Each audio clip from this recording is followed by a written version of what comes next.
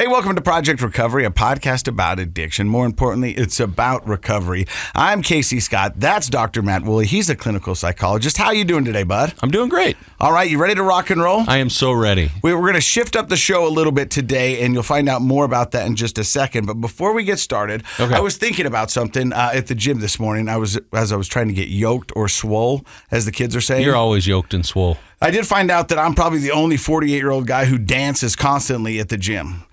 There's another lady who she's probably, and I don't want to say her age, but in her mid-50s, and this lady is rocking the dance moves. Like, she's got finger guns, she's doing air lassos, and just having a great time. And I was like, wow, that seems kind of weird. And then I found myself dancing in the mirror, and I was like, yeah, I kind of like this. You know? I could see you doing that. Yeah, and so I was thinking about this, and what got me thinking was an opinion.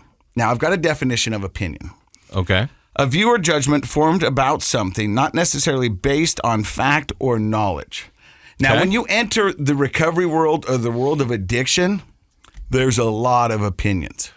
And, you know, sometimes, and well, I'm going to say sometimes, most of the time, people throw their opinions like they're facts. Yeah, that's okay. You know what I mean? Yep. And that's what it is. But you want to go, no, this is just your opinion of what it is. Yeah. And the great thing about an opinion is it can be changed. It's not easily changed.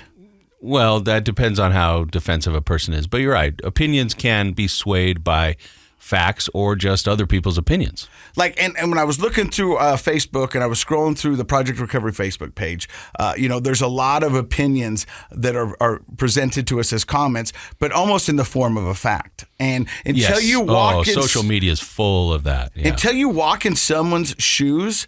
You know, I think you almost should keep your opinion to yourself just for a little bit until you find out the whole story.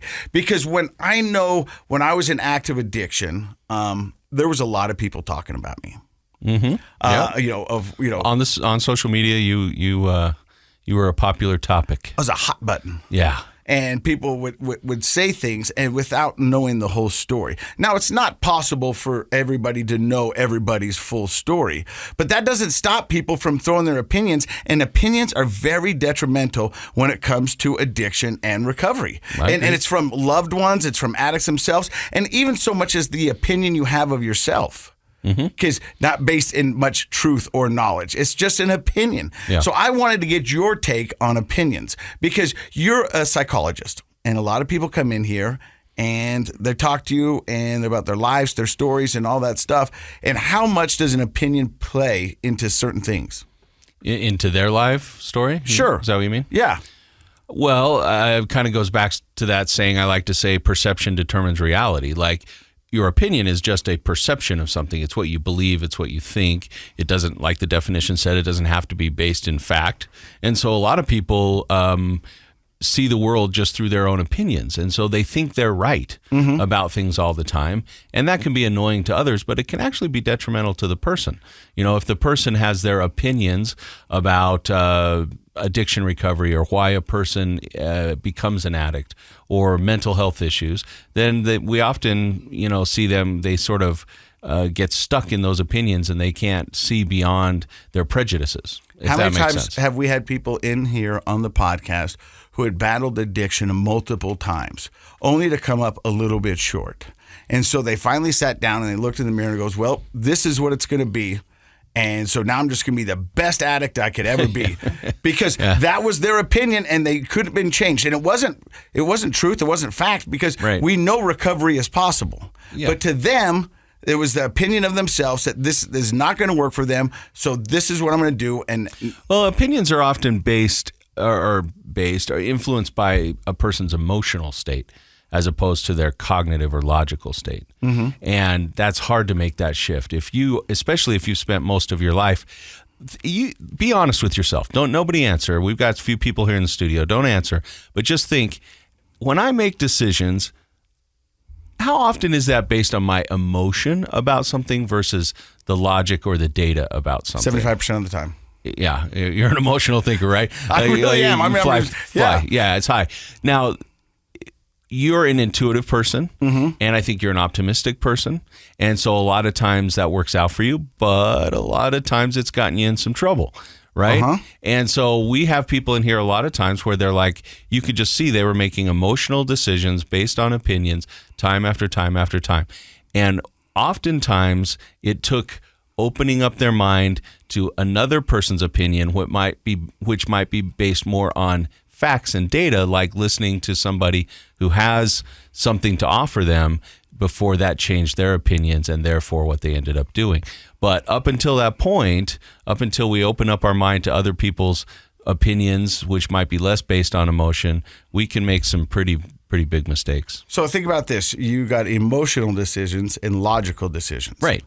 And now you're throwing in substances or alcohol, which will change your emotional state and your logical state. Right. And you're now trying to make decisions with that in the mix. I mean, you can see where it becomes this whirlwind of just chaos. Yeah, chaos is probably the right word, yeah. And so that's what I just want to caution people, with their opinions, because a lot of people want to hear their opinions coming out of your mouth. Oh, for sure. Well, let me give you a weird example. Like this is funny because this morning I was on a big meeting with lots of people involved at this big meeting. I'm not going to throw the meeting under the bus, but it's a University of Utah healthcare meeting.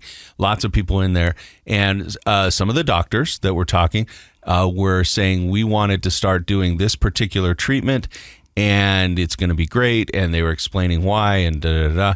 And then another doctor came on the call and said, basically, that's your opinion. There's no data to back that up. We shouldn't be doing that, and it turned into this huge eruption. And in the end, we had to admit that there just wasn't data to back up starting this new treatment. We needed more. We need data, healthcare data, because it's people's health. And it's also their money and time to come in for these treatments. But it was interesting that even in a bunch of well-educated people, emotion and opinions sometimes take over the logical brain for at least a time.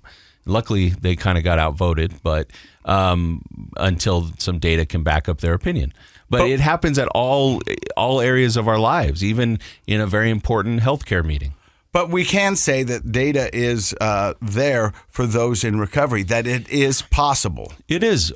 In general. And I will say this. So to go to the other side a little bit, not everything has to be data driven. No. Not everything. There are some things, and you and I have talked about, like, there are a lot of different ways of sober mountain. And if for some reason doing this other thing, like works for you, the prayer circles or something, where there maybe not be data, but there are a lot of people who feel like that really works for me, I think there definitely is the connection, validity in that. However, I will say that if you want to just look at, is recovery possible, not just sobriety, and we'll draw that distinction. Sobriety is just not using. Okay. And we know that that's not always a great place for a person or their family. Mm-mm. But being in a life of recovery, being a productive, healthy, happy person does recovery work? The answer is yes, it does. And there's plenty of data that shows that there are a lot of different options, everything from 12-step to chemical interventions to lots of things that can really improve a person's possibility or probability of being a person in recovery. So yeah, there's plenty of data to show that it works. I remember when I was in active addiction, and this was the summer of right before I went into Pinnacle Recovery. And my dad was talking to me on the golf course, and I was drinking as I usually do, and I was drunk, and my dad was talking about it being a problem and all this other stuff. And I remember telling my dad, I go, a lot of people just think I'm this drunk. And my dad goes, yeah. And he goes, it's really simple. You've got two things to do. And I go, okay, I'm all ears. What do I do? He goes, you can either prove them wrong or you can prove them right. And right now you're proving them right. You have a choice, and you've got to figure that out. And it took an accident and me going into recovery and a lot of soul searching and figuring out who I am. But I did change a lot of people's opinions. Now, there's still people out there who have opinions that I'm still this drunk and this heathen, and that's okay, because that's their opinion and they can have it. But it doesn't make it true, because if they don't really know me, if they knew me, they would know how serious recovery is to me, how much I love to help, and what a gift recovery has been to me, my family, and I'll be forever, ever grateful. Yeah.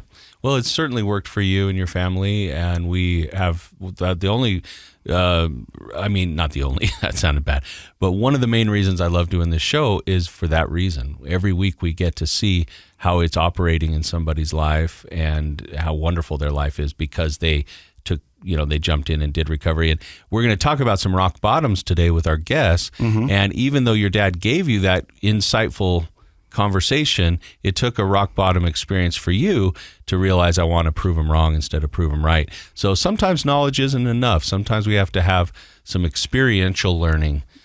Yeah, I'm with you. And this week we got 2 guests from Wasatch Recovery, and we're going to start with their rock bottoms and what they're doing. It's Corey and Decker. You're listening to Project Recovery right here on KSL. Hey, welcome back to Project Recovery. I'm Casey Scott. That's Dr. Matt Woolley. Our guest today is Corey Markisich, and I nailed that. You nailed that name. I told you to write it down, but you just went for it. We were practicing before the mics went hot, and I was like, I'm going to mess this up. Well, you can mess that up in a way we might be, make us this uncomfortable. This is KSL, you know what I mean?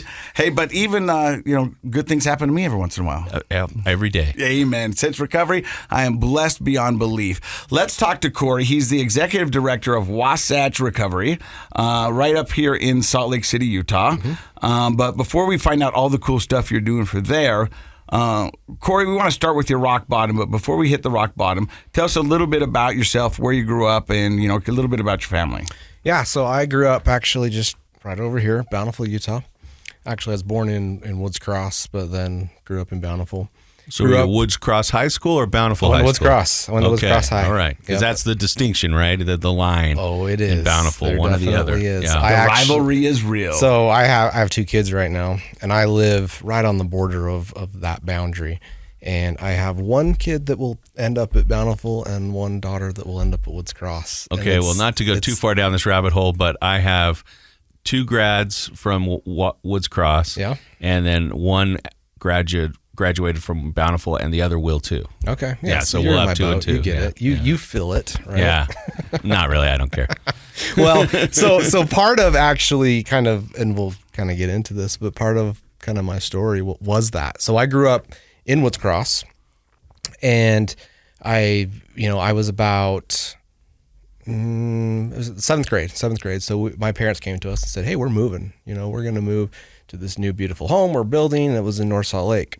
And to me, that kind of shattered me. I was like, what? This was my world. We lived in this little... 7th grade's a hard time to move. Yeah. Well, and at the time, we had this pretty cool group of friends, and we were all pretty close, and it...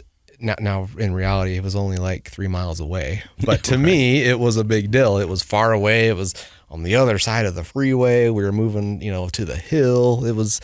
It just felt weird to me. And I thought I was going to lose all my friends and everything. And, you get to 7th grade, and it's weird anyway. You get there, and it's... Puberty. Yeah, puberty. And you think you're an adult, and you think you've got it figured out, but you're still just a little teeny kid. I've got a 7th grader right now, and I'm watching her go through it, and I'm like... oh man, here we go. Yep. So that was kind of where my journey started. Actually, it's I was trying to figure out who you are and what you do, and I just kind of had some really, really good friends. We had a close group of friends, and as things progressed and we went on, we just started kind of getting into smoking pot a little bit, drinking, here and there. Nothing too bad though. Yeah. It was just goofing off, dumb kids. Like, I stole a beer. Let's all split it between 10 of us, Nothing too crazy. And then got into high school and that kind of progressed. We had, again, a pretty close group of friends. But you say it kind of progressed, but that's the natural progression of alcohol and weed and substances. Absolutely. It does progress. I mean, when people talk about gateway drugs, now I'm not going to get in the argument about weed or whatever it is being a gateway drug, but all drugs are gateway drugs because this makes you feel good. I wonder what this one does. And then you start sampling and trying, and then you find the one that is your jam or your DOC, if you will. And it makes you feel cool, right? Like we thought we were being adults and we were doing something crazy. I was at the time, my goal in life at the time was I was going to be a professional snowboarder. That was it. I was going to do it, and some of my friends actually even made it. Like did some pretty good things with it, and that was it. So we were kind of in this scene of crazy kids just doing stupid stuff, and that came along with it. We hung out with a lot of older kids in high school, and so that naturally came on. And you know, what was weird at the time with me, I never loved it. You know, like I would do it here and there, but it never grabbed me. Like all my friends would talk about, you know, oh, it's so fun to be high. And it actually made me kind of anxious. And so I just never loved it, you know, but I would be with them. It was my friends, and we would go to parties. I'd nurse the same beer, you know, all night and just be part of it, but not ever, you know, kind of get to that point. I didn't like that feeling. However, you know, I got introduced to some pain meds, and I can never even remember if it was an actual injury or whatever happened, because we were always hurt and all, you know. I don't think they were actually mine in the beginning. It was kind of a friend of a friend. Hey, you know, your knee hurts. Here you go. And I remember taking a couple of those and feeling good, or feeling, you know, not like totally high, but I just remember feeling kind of warm, you know, just that kind of, I feel good. Now working in the field for all these years and doing this, I understand what that was and what was going on. And What was? well, for me at the time, I didn't realize this. I had a lot of anxiety, you know. I was dealing with a lot of stuff. You're a kid, you know, there's a lot of anxiety, had a lot of uneasiness, you know, and it was kind of pain meds, as we know, don't just kill pain, physical pain. You know, they do a lot of emotional pain too. Well, I think that's when people come on here and they talk about taking that opioid for the first time, and their eyes kind of, and they're like, oh, that was my thing, that euphoria. It's much more the psychological and the emotional. Yeah. In fact, I think an argument can be made for opioids that they're less effective at actual pain management than they are at emotional management. Well, that's the work in the field. We know that, right? Yeah. People come in and they're like, I've got all this back pain and all this stuff, and they're taking all these pain meds, and we get them off of it, and their pain goes away. You know, Yeah. It's just how it works.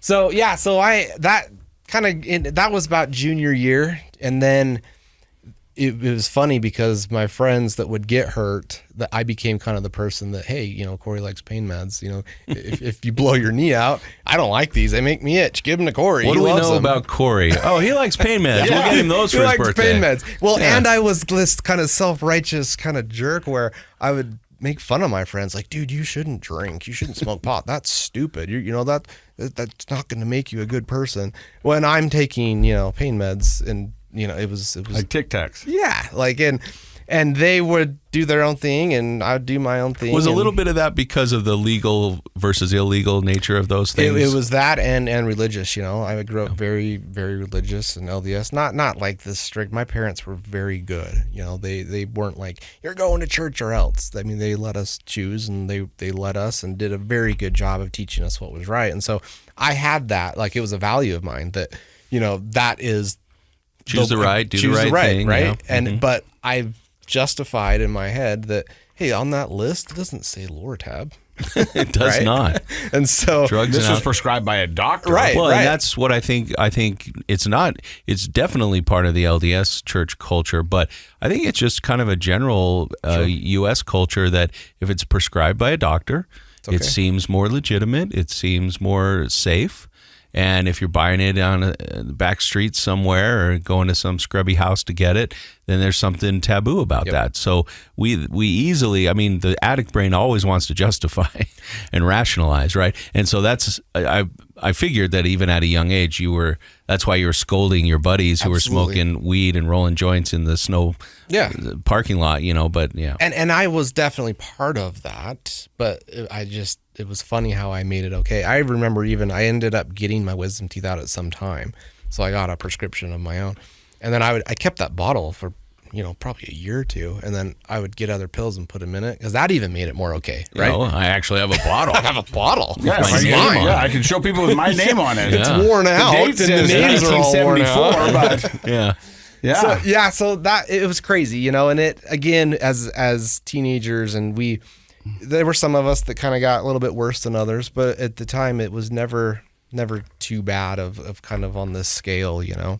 And then high school was coming to an end, and I actually had a really good friend that had graduated a couple years before. He was a senior when I was a sophomore. He had moved on and gone to college, and he was home for Memorial Day weekend. And I didn't know at the time, you know, we lived in the bubble of Bountiful, and we were all just happy and everything's great, and we think everything's just hunky-dory. And he had been struggling with a lot of stuff, just some depression, a lot of things that none of us even knew. And he ended up taking his life. And that was my last week of high school. And so we had like our graduation and a funeral on the same day. Oh. And it was pretty rough, and I remember at the time, us as kids kind of huddled over here, like trying to figure out, what's this world about, right? Right.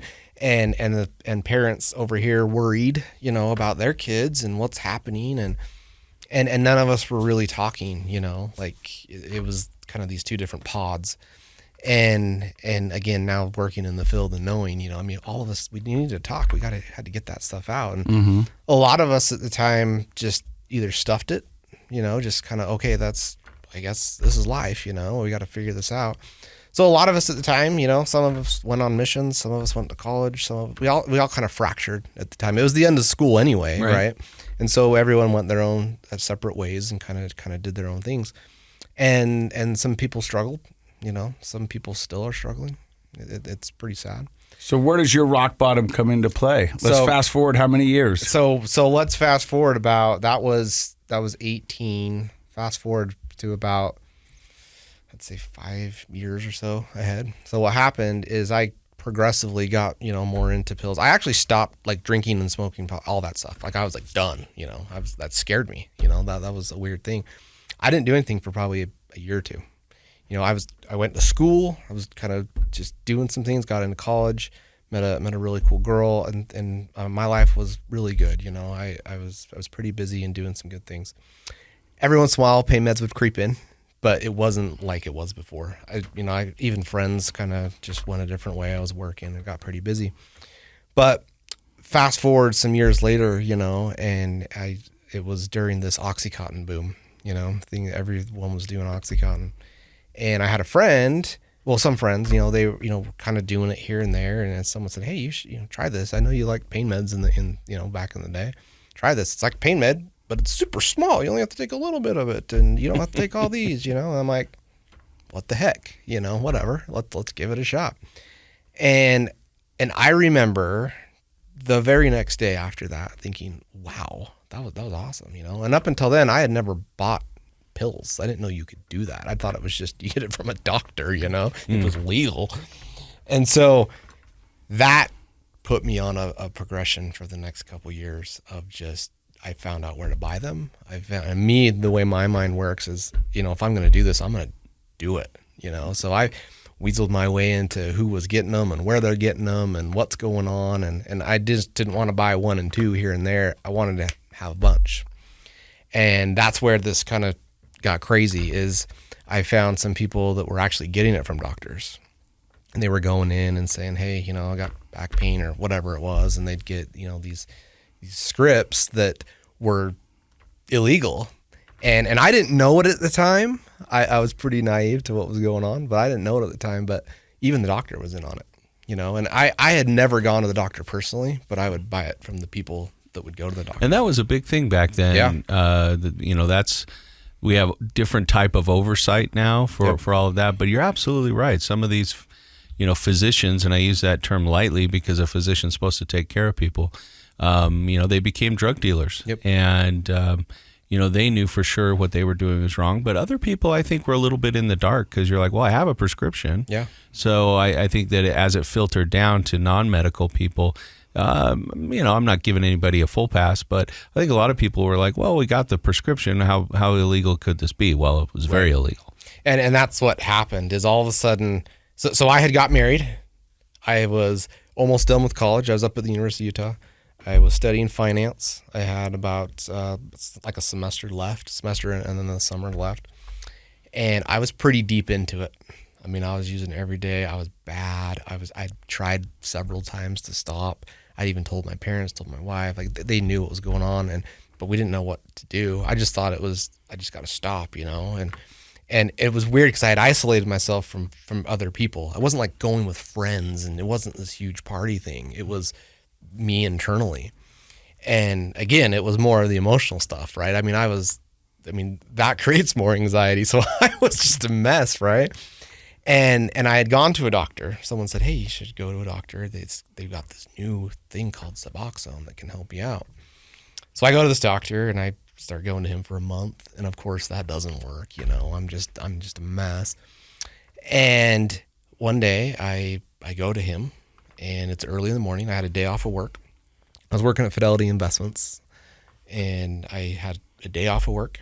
And managing lots of millions of dollars while high as a kite. It was. What's funny, I look back on it now, and I had more responsibility than I should have. Well, I don't mean to call you out, but like that's what happens. Like we have these jobs where we're responsible for other people in some way. In this case, it's money, and when a person's in their addiction, they're not capable of doing a good job. But anyway, go ahead. So you go in, it's early morning, you go into the doctor, you got a day off, and he gives me my script. I go home and I get a knock on the door. It's like 7:30 in the morning. And I'm like, who the heck's knocking on my door? Mormons. Yeah, right. Missionaries. Missionaries or cops, one or the other. Yeah. Either way, don't answer it. So I walk to the side and I walk over and there had some drapes and I push them over to the side. And there's these two guys standing there, not missionaries. They did not have tags on. But they were wearing suits. They were in plain clothes. Uh-huh. But I had this, and I had, up to that point, of course, I'm in active addiction. So I'm doing dumb things. There could be a million things that I could be in trouble for, but I didn't know what. Right? Sure. I just knew, that's not good. Something's not good. And I had this overwhelming kind of just, I'm in trouble, and I need help.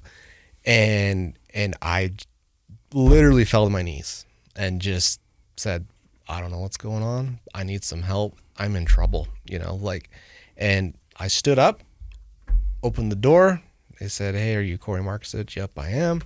Place your hands behind your back, blah, blah, blah. You're under arrest. And I'm like, I've never been in trouble in my life, and they proceed to arrest me. And next thing I know, I'm driving down this road in the back of a car, and they're asking me all these questions about, about pills. And as they're asking me, I'm realizing they know me, they know me, they know where I was yesterday. And I'm going, so I just shut up. I'm just like, I don't know what's going on. I'm terrified. Take me to jail.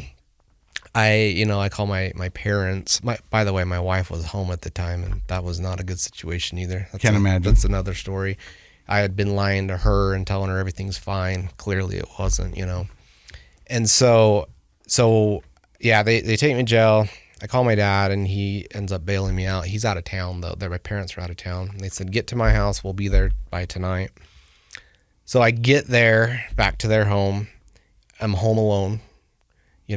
Everything is falling apart around me.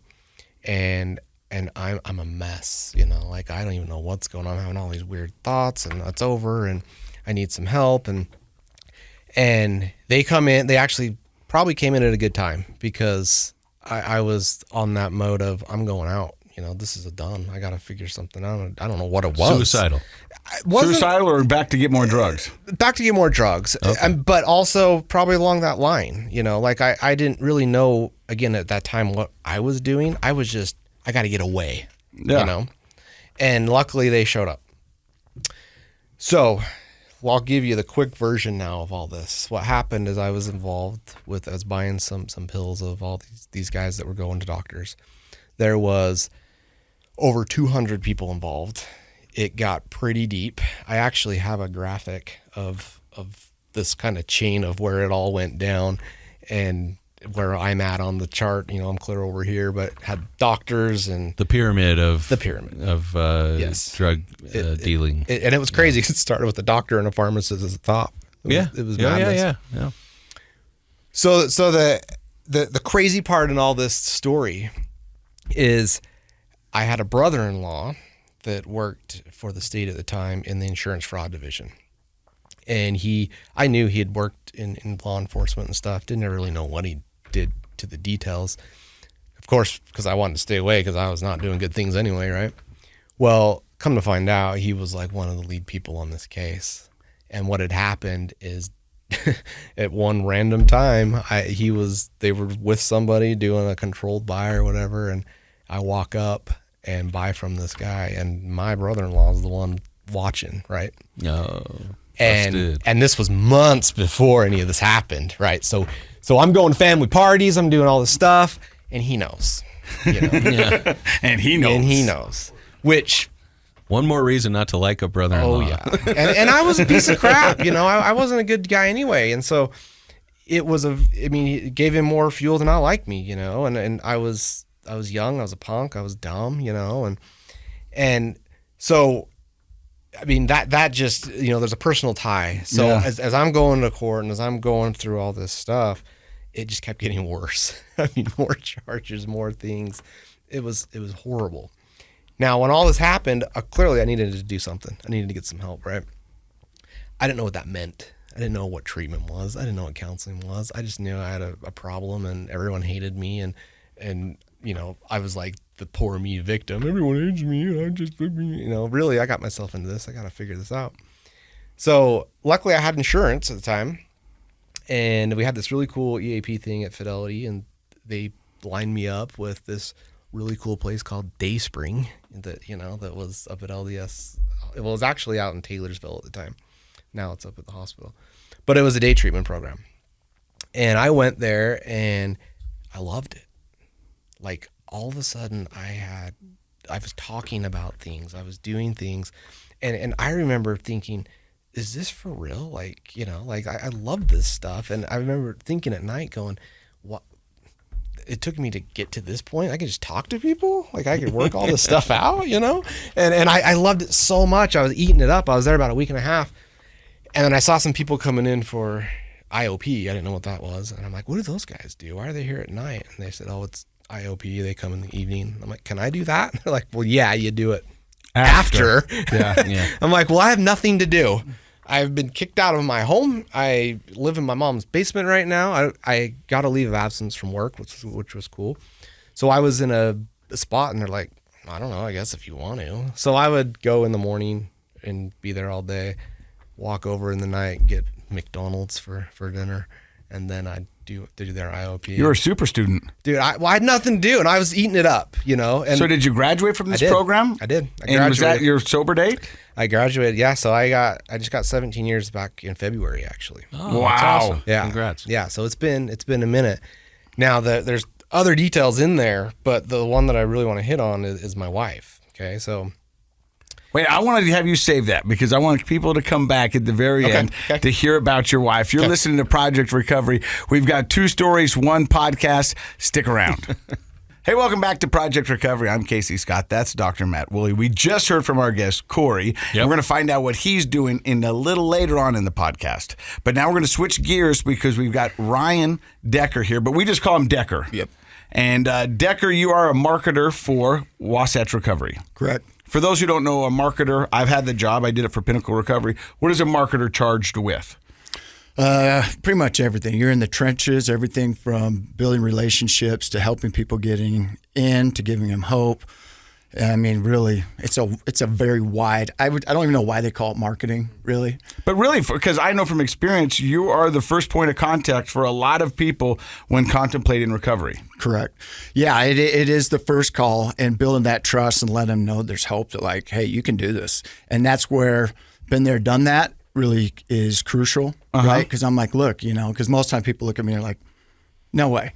I'm like, for real, let me show you some pictures. Like, I've been there, done that, got the T-shirt, never want to go back. And if I can do it, you can do it. Do you ever have to Google yourself to look at the mugshot? No, thank you. I got that stuff expunged, and you can do that? I hope it's off. Oh, because I still Google myself. I think you're putting yours on your driver's license. Yeah, I'll put it on my ATM card. We should make a T-shirt. Yeah, right? I'm in. Don't be a Casey. Yeah. So where did the story of Decker begin? Okay, so I'll just kind of skip. I'll start at the beginning and just kind of skip through all the crap. But yeah, typical LDS family in Orem, Utah. Utah County kid, God's country. And my mom made our family was very normal. And one day, my dad and I were out pulling weeds. My mom came down the drive, and she had said, get inside the house. There's a big argument. My dad went up the canyon, took his life. Oh. So that's kind of really How where. old were you at that time? I was 7, getting ready to be 8. Wow. So, I remember it like it was yesterday. But, being a guy, push that way down like it didn't happen. Try to pretend like it didn't happen. And, that comes into play later on in life. But, it was not normal. Back in the 80s, suicide wasn't that common. I mean, it was in the paper, you know what I mean? Now it's so common. I mean, how messed up is that that's the world we're living in. But back then it wasn't that common. But what's kind of crazy is it ran in the family. My dad was from California where, you only have 1 or 2 kids. And so my bloodline was wiped out with addiction and suicide pretty quick. In fact, when I turned 34, I became the oldest living male on that side of the family to make it to 34. Wow. Wow. And that's all due to and there's a lot of alcoholism, depression, and pills and things like that. And I mean, mental health issues. Yeah. And we didn't have what we have now. Like those resources really weren't there. Well, back then, you're right. It was swept under the rug. People didn't talk about it. Yeah. You know what I mean? And it was just like, oh yeah, we lost uncle, or we lost, but yeah. But nobody knew why they passed away. You just deal with it. And being a guy, like, just go to work and just keep doing what you got to do, figure it out. But so I mean, up until that point, my life was, really good. And my mom, bless her heart, she remarried fairly quickly. I had, 2 other siblings from my dad, and we went about it. And my mom would always tell me every day, you can never try drugs or alcohol, like ever. And it was like constant. I'm like, okay, Mom, okay. It was so repetitive. And then, I did good. But, a lot of the friends that I got real quiet in school, right? I mean, I was dealing with a lot. And a lot of the friends that I started, collecting were people from, dysfunctional families, addiction, things like that. And there was no judgment, and we were all equals, and we were tight. But later on in life, getting into junior high, there's only one way to go. And so they would start doing it, and I'd white knuckle. I'm like, no, I'm at church on Sunday. No, that's bad. Mom says, don't do it. And, they talk about gateway drugs. I mean, my gateway drug was the first time I had a Newport cigarette, right? Because eventually, I mean, what had happened is I had finally made the decision, like, F it, I'm going to try it. And then that steamrolled into everything. This does this. What does this do? This does that. And thank heavens that back then it was just psychedelics and not like all the hard stuff that's out now, or I'd be dead for sure. But, Corey and I have very similar stories, right? Which I'm sure a lot of people that come in here with opiate addiction, it's fairly similar how it starts. But yeah, I mean, I from that point forward, I was pretty much using a substance. I mean, I'm talking, I was going into my 9th grade year that summer. And then when I get into high school, I just quit caring about school. And then I was only going to school to kind of party and the social stuff. And, and I was, doing everything under the sun. And it was like an everyday thing, in the door of high school and out the back door up the canyon to get, trashed. And it started out as a social thing, right? Like most people do. It's a cool thing to do. We're different, the bad boys. But with that came a whole bunch of drama and jail and, all that crap. Tickets, tickets. Trust issues. Yeah. All of it. And that rebellious stage. I mean, I had believe it or not, long, beautiful hair. Yeah. And I had the hoops. He's bald as the day is long now. Yeah, I had the hoops in, from JMR, wherever it was, and the Jenko jeans, wide leg jeans. I could fit a Geo Metro in those, man. But rocking the Stussy hat. Oh man, I tell you what, ladies loved it. But so anyhow, that was it. I was struggling to even, pass school. I mean, nowadays, if I was in school, no way I could have done it. Back then, it was old school, and so I manipulate girls, put me on the roll, and slip out the back, and get people to do my homework. And finally, getting towards my junior year, I met a girl in seminary.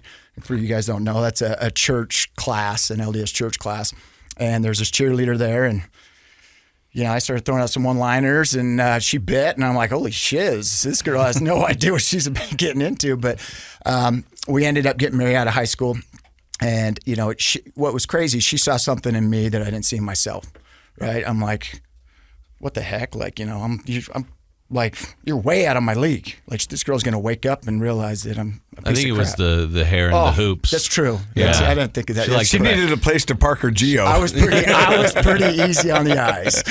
So we actually, buddies started getting in deep into stuff, and I actually proposed to her out of high school, and we got married.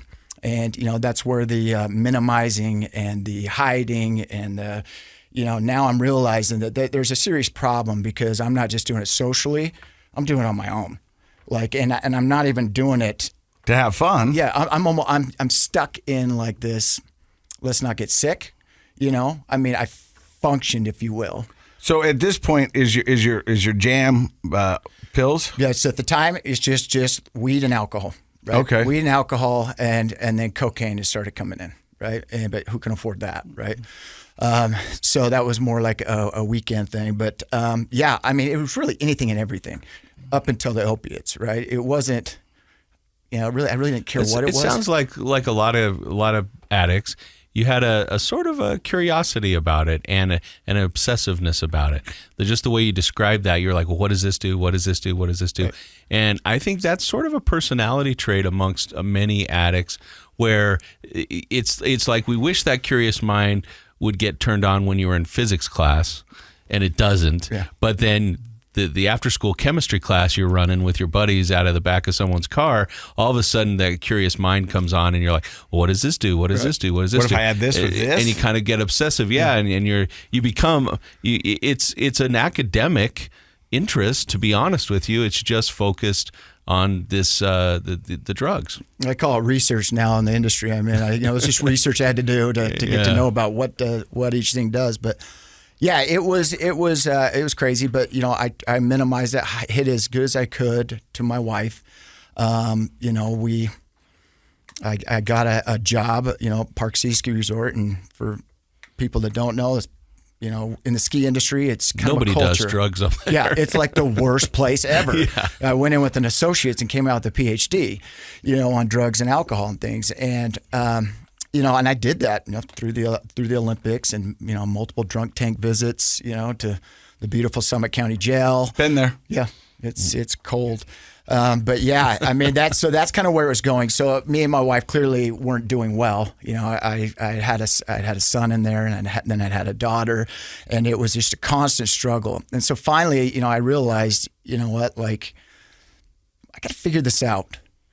Because even though I'm somewhat successful now, I left Park City, took another job, and I was somewhat successful, bought a house, I had the cars and, things like that. And I had this beautiful family, going to church on Sundays. I had all this, and it was these two different lives I was living, right? But, I figured, people started mentioning things like, you know what, you should probably look into that. That's not normal to, drink by yourself, and I'm like, yeah, whatever. You know what I mean? Like, it's legal to drink, right? And so I actually, a guy that actually used to own a treatment center was in my ward, and he kind of told me about AA.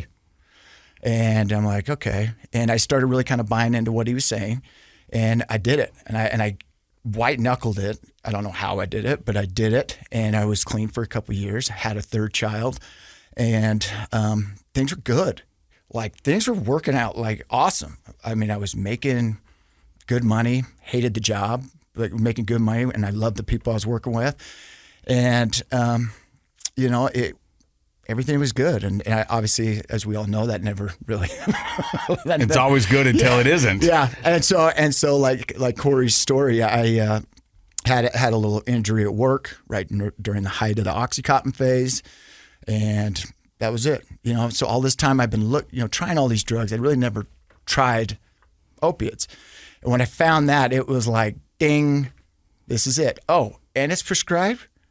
Like, I could still, that was it. And I was going hard. I mean, I was winning Oscars in doctors, offices. You know what I mean? I was like, I'm dying, turn on the faucets. And they would, keep giving me more and more and more. But as most people know, I was running out of pills within 2 weeks. Yeah. So now I'm having to buy them on the street. But I can't spend this because it was the most lucrative, most expensive drug out there, and I couldn't. At one point, $80 a pill, yeah, right? $80 a pill. And I didn't want my family, clearly I was still hiding it from my wife. She knew I was on this prescribed stuff, but she didn't know how bad it was. So I actually started a separate business to where I was working my guts out 24/7 just to kind of fuel this addiction, buying them on the streets. And things, believe it or not, I functioned like that for over a decade on opiates. And, I had a lot of people will kind of like nod off, right? I don't know if it's a chemical imbalance in my DNA from my family or from my dad's side or what, but, I was always that guy that, everybody started drinking, throw the cap over the shoulder, everybody else is passed out, I'm still drinking, or I'm still, something clearly wasn't right. Yeah. And so, I did it. I functioned. I was very successful, did all the things, had all the things, beautiful family. But eventually that's going to come to a crash. Yeah. And what's crazy is finally, the same guy that introduced me to AA, one morning I'm sitting in the pharmacy at like 8:30, doesn't open till 9, and he walks in. He says, the guys who were sitting here at, before the pharmacy opens on day 30 are usually the guys that need to be in a program like mine. And I'm like, whatever, of course. And then I'm like, he's probably got a point. You know what I mean? Like, I should probably stop this. This is costing me so much money. I mean, a $400 a day habit, right? Because my tolerance was so high. $400 a day. $400 a day. See, I don't know how. That's $2,800 a week. Well, you start talking about a decade, right? Tolerance levels. Yeah. Right. That's why most people go to heroin, right? Because it's cheaper. But I didn't want to do that. The H word's the devil and devil itself, right? And this guy says this, and I'm like, okay, I'll try to stop. And I'll never forget it. I was sitting on the bed, and me and my wife were in an argument, and she kind of left with the kids, and I was so sick. Opiate sickness is no joke. Death seems like a better option. Yeah. And I remember, I'm like, I'm gonna rob a pharmacy. I couldn't get anything, and I was just sweating bullets, and I'm like, I'm just gonna end this.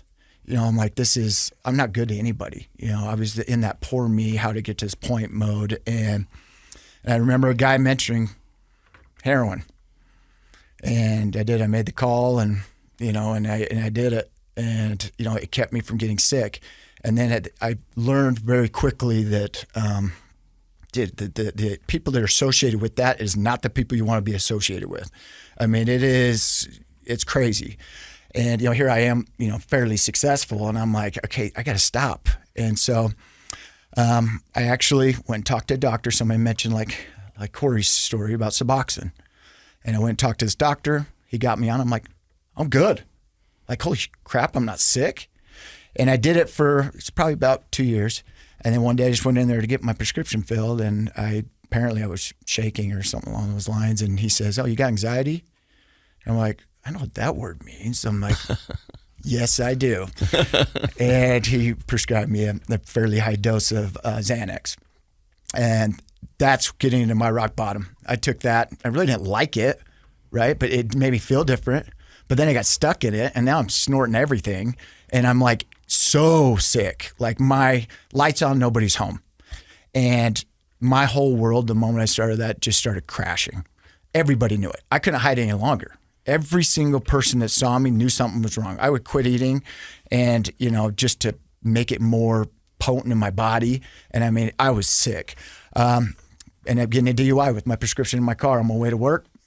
I'm like, holy crap. My work's like, dude, go figure your shiz out.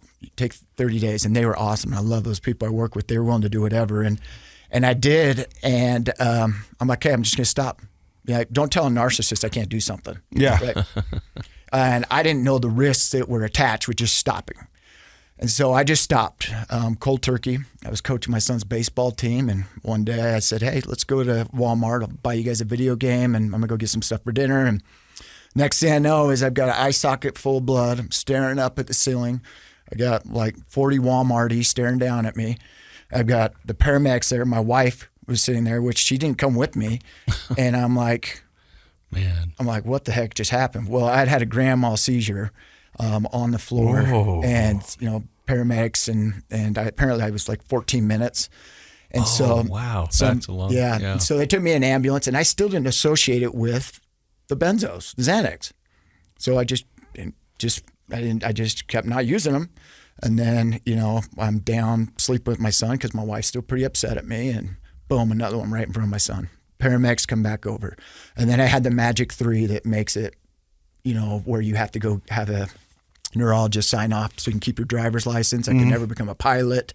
All sorts of fun consequences that came with that deal. But I mean, nights in jail, from benzos, and like legitimately, I finally came to a point where, okay, like physically, I can't do this on my own.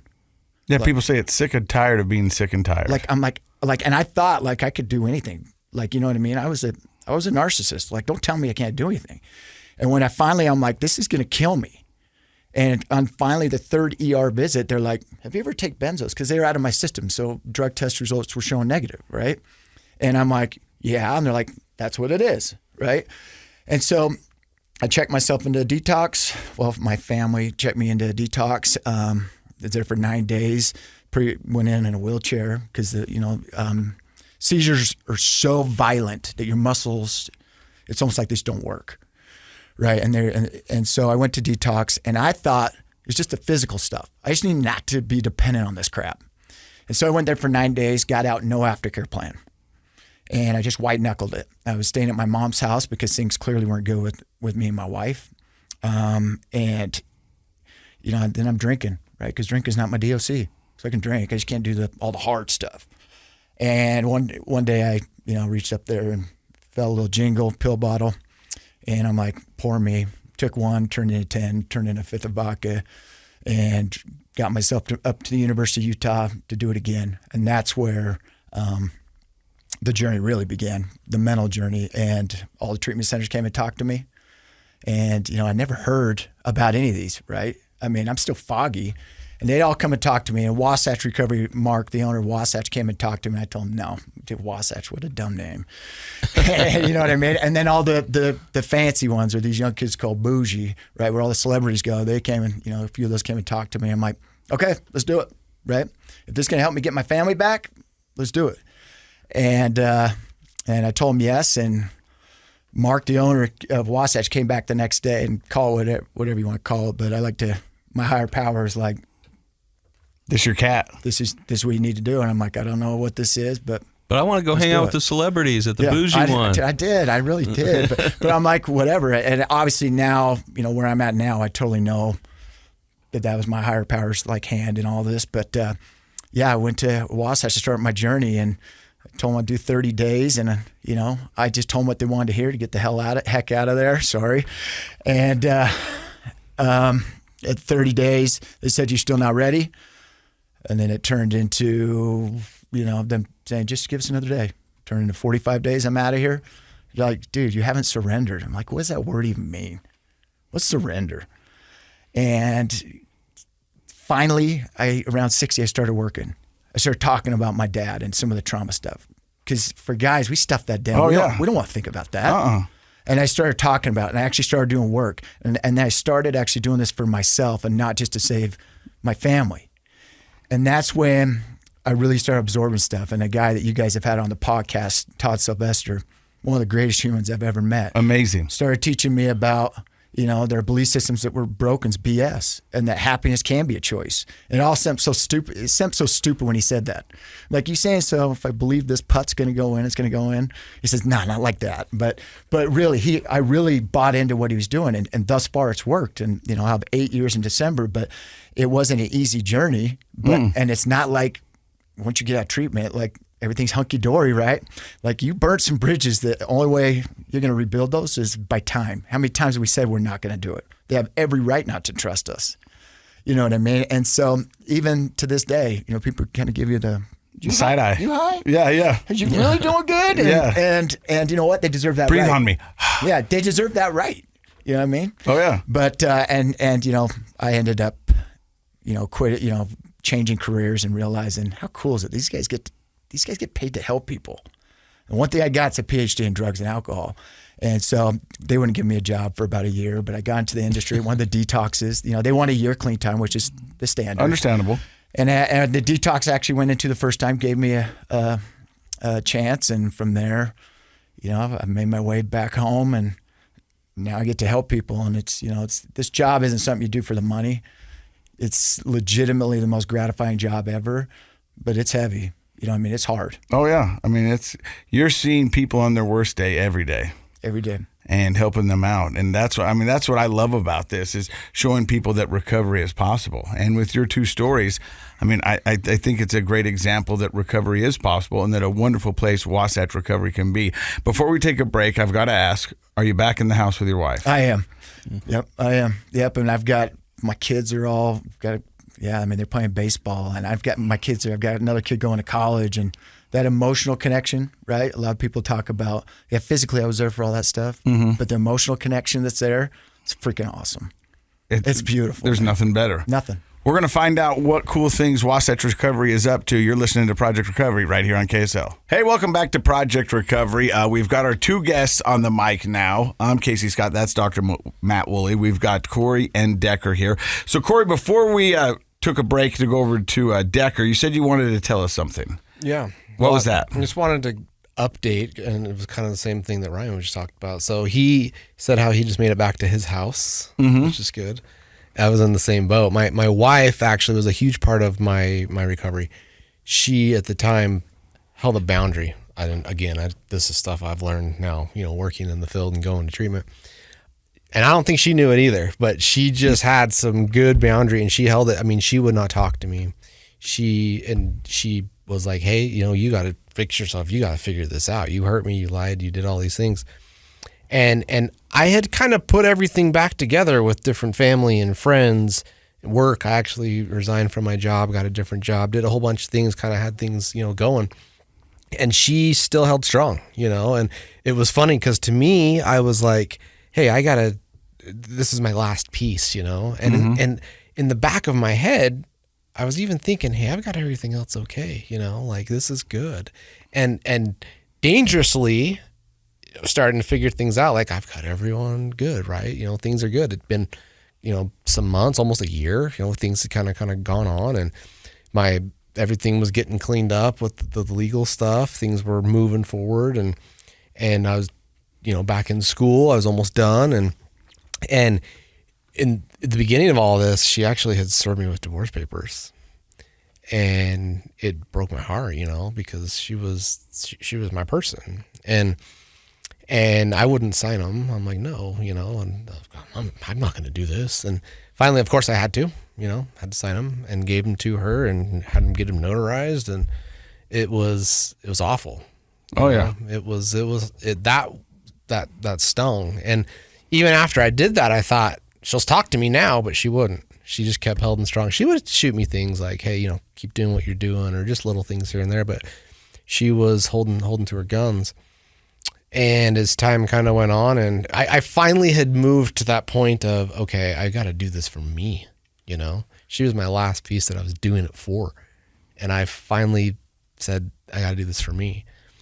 And that's really when I started doing some more internal work, and things kind of went on, and we started talking a little bit and tried the dating thing, let's go to dinner and let's do some things. And I mean, because we had been together for like 4 years before that. This, we had a relationship, and I cared for her. She still cared for me. She just didn't like the person I was. I did stupid stuff. And can you blame her? Yeah, no, man, I was a jerk. Like, I mean, I remember when after all this happened, she called me and was like, hey, I just found that there's a credit card that's ran up. And of course, what I say, I don't know what that is, right? I mean, there was all these little things that honestly I had forgotten that just kept getting, eroded. And so anyway, so we kind of started dating, and I was in a good spot. Things were good, and we weren't like right back together or anything. But one night she handed me an envelope, and it was those papers. She had never actually filed them. Everyone thought she had, including me, family, everybody. And she had just said she just didn't feel right about it yet. She wanted to make sure she was making the right decision. And every single day to this day, man, I'm thankful she didn't. And I'm grateful for the reason that it got me to that point, because if I would have somehow weaseled my way back in or whatever happened, I don't think I'd be sitting here, like I'd probably be one of, the clients at Wasatch right now. I needed that. I needed someone to hold my feet to the fire. My parents couldn't do it. The law couldn't do it. I needed that person to do it. Turns out she was your person. She is, and she still is, man. We have 2 beautiful kids. You know, we're still married. Every time our anniversary comes along, I always joke, minus a year and a half, you know. But the asterisk year. Yeah, the Well, I asterisk think what's year. great about that is that's a really, really good example of how important holding those boundaries are. Absolutely. If you happen to be the loved one of somebody in active addiction right now, and I think that if she were here, she'd probably talk about how hard that was for her, how heartbreaking it was to not talk to you, to hold that boundary tight, to get the divorce papers to you, to have you sign. I'm sure that was really an emotional, difficult thing for her, but how absolutely vital those boundaries are in helping somebody find their way back to recovery. So. Yeah, well, and back to when you guys were speaking earlier about opinions, it's the same thing. Like, I had opinions about myself. She was getting opinions here, all these opinions, and what it boiled down to is we need to go off of what we believe and what's good for us. Sometimes we don't know what that is, right? I mean, that we learned that. If she was here, you would ask her. In the midst of it, she didn't know what she was doing. Luckily she had some inclination to say, "Hey, I gotta do this." Well, she's following her intuition, and let's be honest, the ladies are better at that than we are. She is, and that's definitely her talent. And it's funny because if you ask her to this day, she's like, "I didn't know. I just was going off my gut." Yep. And luckily that is what saved me, and that's why I'm here now. I mean, after all that, I decided I wanted to go back to school and I wanted to work in this field, and I went back and became a counselor, and I've worked now in this field for like 15 years, which is freaking crazy. And I've, been a director of a few different places and ran places. I opened a place with some people at New Roads Treatment Center. We opened a place in Florida all the way across the country. I mean, I've done a lot of cool things, and I could have never done any of that without where I've been, and it's weird because like even this, like back to when you were talking about opinions, I mean, this goes out to 1 million people, right? I mean, all these people will hear it and all these things, and we've done this 1,000 times. People know who we are, but yeah, I mean, people have opinions, and they think, oh my gosh, they've done this or they've done that. We've seen some pretty bad things. We've done some pretty bad things. But on the flip side of that coin, you've seen some really wonderful things, and that's what I was going to say. And that's what keeps us going, right? And the opinions of other people, it's just opinions. I mean, I'll be honest with you, man. When you went through your stuff, I didn't know who you were, right? And I saw the comments online, and I saw this, and you don't even know this, but I reached out. I sent DMs to you, to KSL. I'm like, we gotta help this guy because I didn't know you, but I knew the situation. And one, being there, and then 2, knowing the situation, I'm like, we got to help this guy. Someone's got to reach out to this dude, and we do that all the time. It's crazy. The people that we've kind of reached out to and helped, and it hit me when you're talking about opinions, because I had an opinion. All these people have these opinions, but I know the situation. I didn't know you. I just needed to help you. So my therapist, we sat down and we pulled up the Facebook page with my mugshot, and he wanted me to read all the comments. I've said about this on the podcast before, and I was like, I don't want to. And he goes, why? And I go, because they are going to just roast me and they're going to beat me up. And he said, hey, those are opinions. He goes, but you might be surprised. And I sat down and we did a whole session of us just reading comments and kind of dissecting them. Cool. And for the most part, people were really, really nice and supportive, saying, I hope he gets the help he needs. And I hope this. And there was a handful, 15%, that were like, this guy sucks. Always. Couldn't have happened to a nicer guy, that kind of stuff. You know what I mean? Which there's going to be haters out there, and that's okay. But what I loved about it was, and what I learned is that most people do want you to get help. And they want to be there. And I think, you, all 3 of us, before we found out about recovery, didn't know recovery was the thing. Mm. And we were all seasoned veteran partiers, you know what I mean? And you never knew that recovery was possible. So that's what I want to know. What makes Wasatch Recovery different? What are you guys doing there that seems to be working? Wasatch is a special place. Ryan can attest to it. He's been through there. I've worked at several different places. And there is I always joke about it, kind of a mystique or a spirit about Wasatch.